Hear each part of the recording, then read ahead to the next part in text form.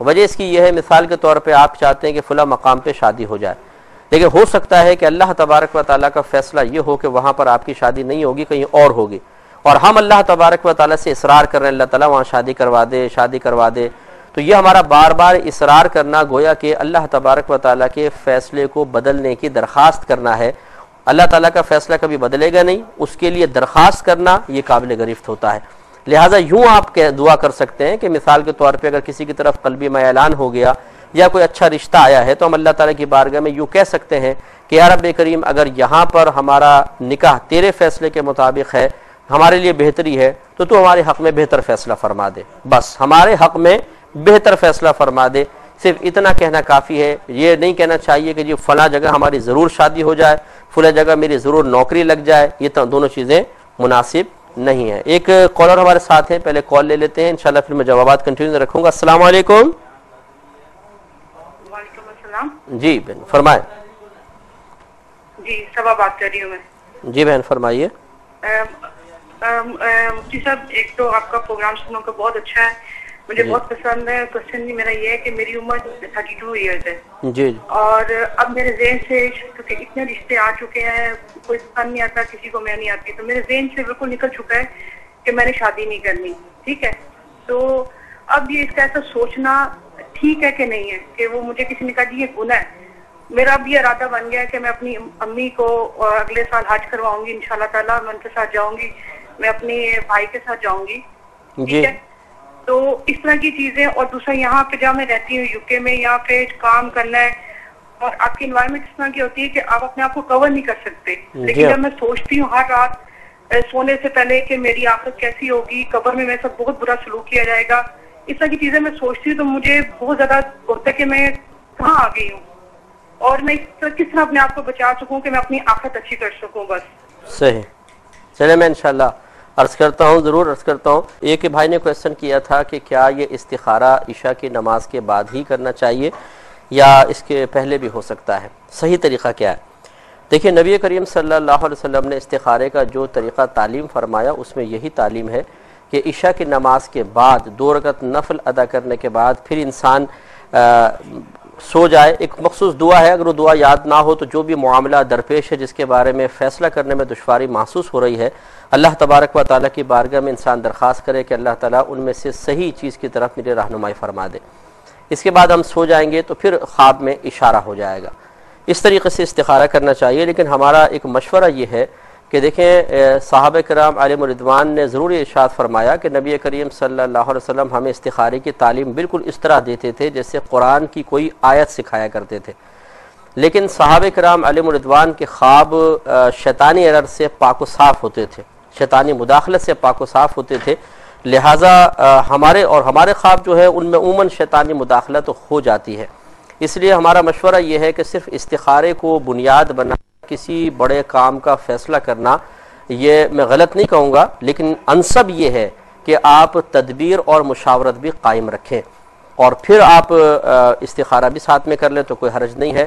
اور پھر معاملہ یہ ہے کہ استخارے کے سلسلے میں باطن انتہائی مضبوط ہونا چاہیے. یہاں تک بھی دیکھا گیا ہے کہ بسا اوقات ایک بچی کے لیے رشتہ آیا، پسند بھی آ رہا ہے، لیکن سوچے چلو استخارہ بھی کروا لیتے ہیں. اب استخارے میں آ گئی نہ، تو پھر ہمیں فون کیا جاتا ہے کہ مفتی صاحب کیا استخارے میں تو نہ آ گئی، لیکن ہم استخارے کی بات کو رد کرتے ہوئے اگر وہاں پہ نکاح کر لیں تو کوئی گناہ تو نہیں ہوگا. اس کا مطلب یہ ہے کہ ہم اپنی تائید کے مطابق اپنی مرضی کے موافق رزلٹ چاہ رہے تھے، اس کے خلاف آیا تو اب استخارہ جو کہ اللہ تبارک و تعالیٰ کا مشورہ کہلاتا ہے، ہم اس کو نظر انداز کرنے کے لیے تیار ہو گئے. تو ایسا نہیں ہونا چاہیے. پھر فیصلہ کریں تو صحیح فیصلہ کریں.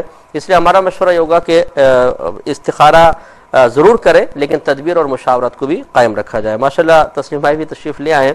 بہت شکریہ، آپ کمال سنبھالیں، وقت دیا اتنا کہ میں سحری کر سکوں. اب آپ میرے خیال سحری فرما لیجئے. جی انشاءاللہ. بہت شکریہ. یاد رہے قیامت کی علامات کے تعلق سے ہم بات کر رہے ہیں اور یہ بہت اہم سوال، جب ہم اس کی علامات کی طرف جائیں گے اور مختلف علامات بیان کی جائیں گی تو یقیناً یہ سب باتیں ڈسکشن میں آئیں گی. لیکن بنیادی سوال یہ ہے کہ ہر دور میں آج سے 400 سال 500 سال پہلے بھی کسی عالم کی، کسی اللہ کے ولی کی، کسی بزرگ کی آپ کتاب یا ان کے اقوال دیکھتے ہیں تو اس وقت بھی ہمیں ایسا محسوس ہوتا ہے کہ جس دور کا انہوں نے تذکرہ کیا ہے اپنے دور کا اسے دور فتن قرار دیا ہے، اور اس میں بھی یہ ذکر کیا کہ ایسا محسوس ہوتا ہے کہ قیامت کا وقت اب قریب آنے والا ہے۔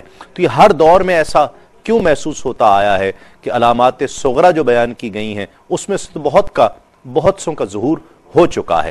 تو یقیناً جب ہم ٹاپک کے تعلق سے ڈسکشن کریں گے تو یہ بہت ساری چیزیں ڈسکشن میں آئیں گی۔ سبی رحمانی صاحب ہمارے ساتھ تشریف فرما ہیں، کلام شامل کرتے ہیں۔ بسم اللہ سبی بھائی، کون سا کلام سنائیں؟ مدینہ طیبہ سے واپسی ہے تو ایک کیفیت۔ بسم اللہ۔ جو لمحے تھے سکون کے سب مدینے میں گزارا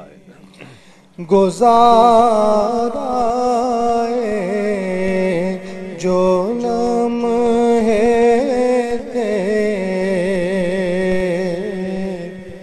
سکون کے سب مدینے میں گزارا جو لمحے تھے سکون کے سب مدینے میں گزارا وطن میں دل مضطر تجھے کیوں کر قرار آئے وطن میں دل مضطر تجھے کیوں کر قرار آئے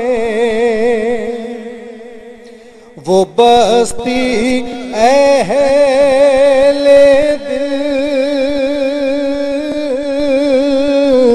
کی اور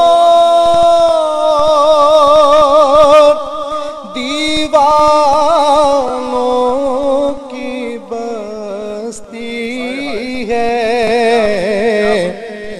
وہ بستی اہل دل کی اور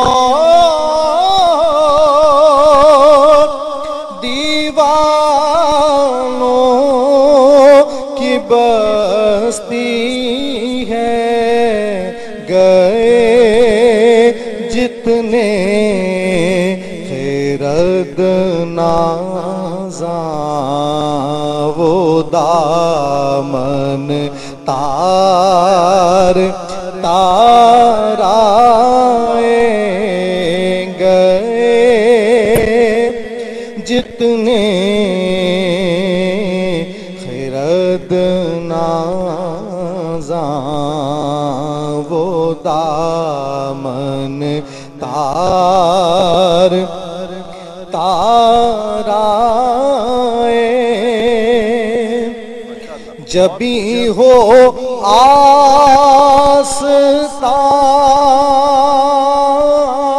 آستان پر ہاتھ میں روزے کی جالی ہو جبھی ہو آستان پر ہاتھ میں روزے کی جالی ہو یہ لمحہ زندگی میں اے خدا تیرے بار بار آئے یہ لمحہ زندگی اے خدا تیرے بار بار آئے، خزاں کو حکم ہے داخل نہ ہو طیبہ کی گلیوں میں، خزاں کو حکم ہے داخل نہ ہو طیبہ کی گلیوں میں، اجازت ہے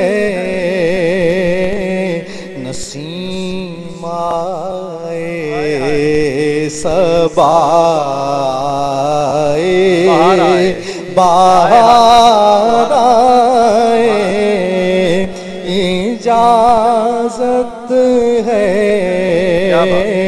نسیم آئے صبا آئے بہار آئے، جو لمحے تھے سکون کے سب مدینے میں گزارا۔ ہمارے ساتھ ایک کالر ہیں شاہین انڈیا سے، السلام علیکم۔ وعلیکم السلام۔ جی مفتی صاحب سے پوچھنا ہے جو صلوات جو تسبیح نماز ہے وہ اس کا صحیح وقت کیا ہے؟ اور دوسرا سوال یہ ہے کہ جیسے ابھی تراویح نماز جو ہے، تراویح نماز اگر نہیں پڑھ کے اتر دیری تلاوت کر لے ایک دو پارہ کی تو کیا یہ صحیح ہوگا؟ ٹھیک ہے، آپ کو بتاتے ہیں اور شامل کرتے ہیں۔ السلام علیکم۔ السلام علیکم۔ وعلیکم السلام تسلیم بھائی، عائشہ بات کری لاہور سے۔ جی عائشہ، میرے ایک تو دو کوشچن ہے۔ ایک تو یہ کوشچن ہے کہ سنت غیر موقعہ پڑھنے کا طریقہ کیا ہے، اور دوسرا میرا کوشچن یہ ہے کہ اگر علماء کے درمیان کی نئی عقائد کی بیسس پر اختلاف ہو تب بھی کیا وہ امت کے لیے باعث رحمت ہوگا؟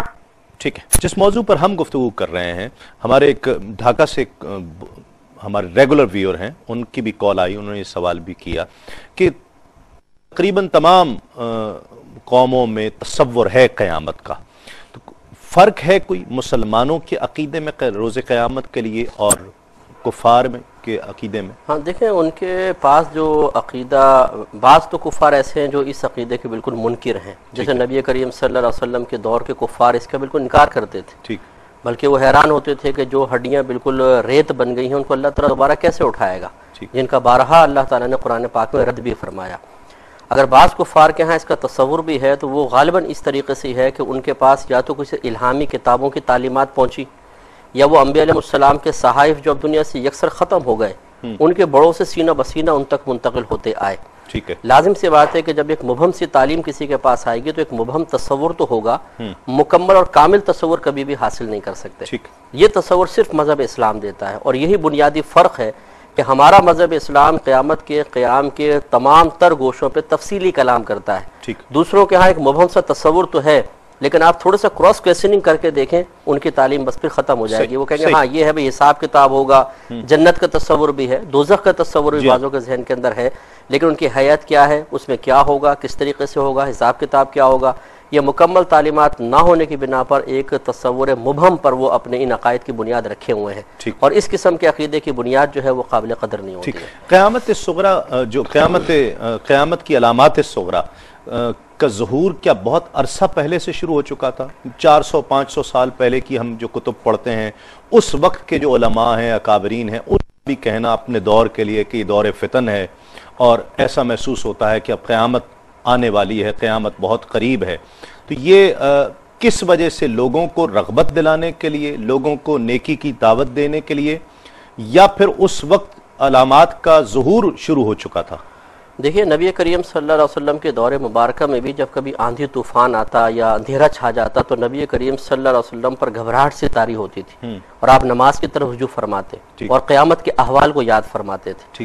تو اس سے یہ نتیجہ نکلتا ہے بعض اوقات تو جو ڈرایا جاتا ہے یا سمجھایا جاتا ہے وہ واقعی علامات کی کثرت کی بنا پر ہے, اور کبھی ایسا ہوتا ہے کہ علامات کی کثرت تو نہیں ہوتی, کوئی ایک آدھ علامت ظاہر ہوتی ہے لیکن اندر کا جو خوف خدا ہوتا ہے, جو قیامت کی ایک فکر ہے, جو ایک امت کا غم ہے, وہ اس پر ابھارتا ہے کہ لوگوں کو اس سے پہلے کہ تمام علامات ظاہر ہوں پہلے سے ہوشیار کیا جائے.